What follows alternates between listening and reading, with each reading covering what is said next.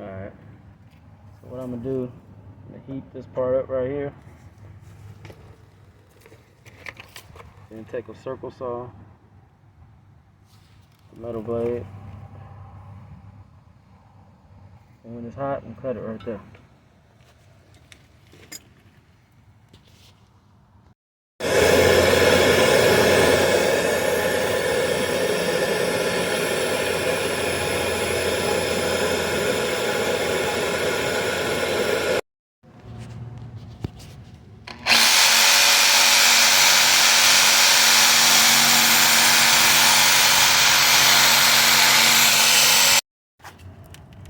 And I use this tool to get the outer tie rod end off. The way this works is slap this inside, then it's gonna hook around this, and since it's gonna be so much grease on there, this thing's gonna be easy to get off. One little turn, then you can start turning it by hand.